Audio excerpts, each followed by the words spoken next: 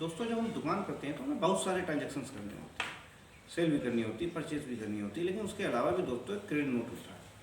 Credit note क्या होता है? बेसिकली दोस्तों, जब हम कंपनी से कोई माल परचेज करते हैं और उस माल को परचेज करने के बाद जब हम अपनी शॉप पे ले आते हैं दोस्तों, ले आने के बाद जो माल हम सेल करते हैं, लेकिन सेल करने के समय कुछ माल हमारे पास रह जाता है और उसी समय कंपनी दोस्तों अपने रेट कम कर देती है। तो दोस्तों जब कंपनी रेट कम कर देती है तो जो माल हमारे पास अवेलेबल होता है, जो माल हमारे पास बचा होता है, कंपनी उसका हमें क्रेडिट नोट बना के देती है। क्योंकि कंपनी ने अपने जो माल पे रेट कम कर दिए उसका एक क्रेडिट नोट में मिल जाता है। जो क्रेडिट नोट में मिल जाता है तो हमें उसे अपने सिस्टम में एंट्री करनी होती है। उसे किस तरह से एंट्री करते हैं वही आज हम इस वीडियो में समझेंगे।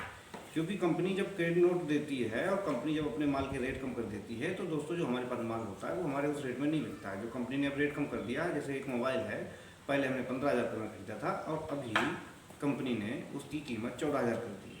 तो हमारा फिर 15,000 में नहीं मिलेगा, हमारा 14,000 में मिलेगा। लेकिन हमारे पास जितने भी पीस उसके रखे होते हैं, कंपनी उसके एवज में हमें उतने पीस का क्रेडिट नोट देती है। तो उस क्रेडिट नोट को हम अपने सिस्टम में किस तरह से एंट्री करेंगे, आइए समझते हैं इस वीडियो में। देखिए दोस्तों, प्राइस ड्रॉप में क्या करना होता है। जो आइटम पे हमें प्राइस ड्रॉप मिलता है, जैसे ये हमारे टैब पे हमें मिला है। ये टैब दोस्तों हमने 15,119 रुपये का परचेज़ करके रखा था और अभी तक मेरे पास रखा है। तो कंपनी क्या करती है, कंपनी जिस भी प्रोडक्ट पे उसे प्राइस कम करने होते हैं, यानी जिस भी फ़ोन पे उसे प्राइस कम करने होते हैं, तो वो रिपोर्ट मांगती है किस रिटेलर पे कितने पीस रखे हैं। तो कंपनी ने इस प्रोडक्ट पे 1,000 रुपये कम कर दिए हैं। यानी जो परचेज प्राइस था 15,119 का, अभी वो कम होके 14,119 हो गया है। लेकिन मैंने तो 15,119 में ख़रीदा था। तो अब क्या है, कंपनी ने उसके बदले हमें एक क्रेडिट नोट दे दिया है। अब क्रेडिट नोट कंपनी ने तो दे दिया है, लेकिन उसकी एंट्री हम किस तरह से करेंगे।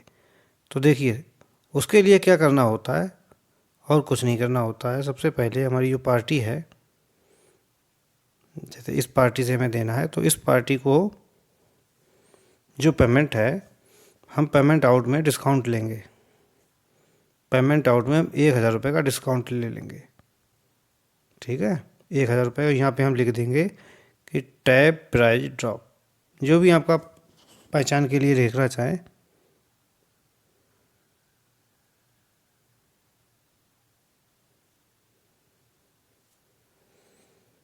अभी 1,000 रुपये डिस्काउंट लेंगे हम।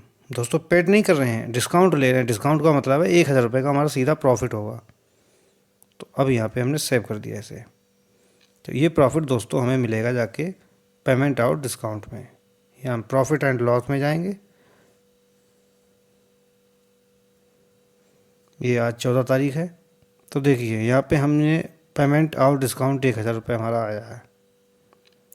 अभी क्या हुआ है दोस्तों, ये डिस्काउंट मिला ज़रूर है 1,000 रुपये, लेकिन ये रहने वाला नहीं है 1,000 रुपये।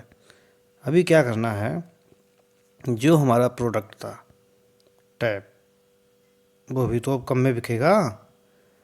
अब अगर हम उसे, उसका जो सेल प्राइस है वो हम कम कर देंगे।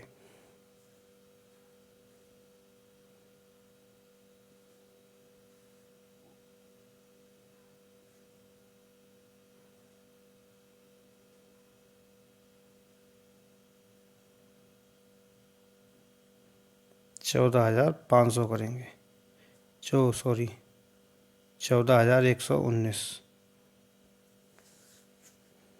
अब देखिए, परचेस है 15,119 की, लेकिन सेल करेंगे हम 14,119 में, तो 1,000 रुपये का लॉस होगा।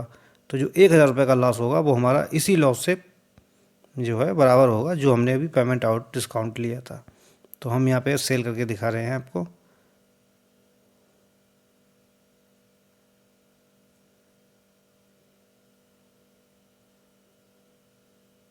देखिए ये जो प्रॉफिट का है, देखिए इसमें दोस्तों प्रॉफिट एंड लॉस में 1,000 रुपये रेड कलर से आ रहे हैं। रेड कलर का मतलब है कि 1,000 रुपये का आपका लॉस हो रहा है। तो ये जो 1,000 रुपये का लॉस है और जो हमने पेमेंट आउट डिस्काउंट लिया है 1,000 रुपये का, ये इसी दोनों से बराबर हो जाएगा।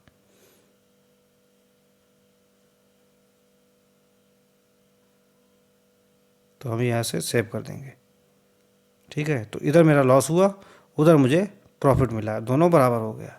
इस तरह से आप मैनेज कर सकते हैं। अभी देखते हैं, देखो जो पार्टी हमारी थी, उस पार्टी को भी 86,000 देना था, अभी 85,031 हो गया है। और हमारा जो सेट बेचने में 1,000 रुपये का लॉस हुआ, वहीं हमें पेमेंट आउट करने में 1,000 रुपये का प्रॉफिट हो गया, यानी हम बराबर में हो गए हैं।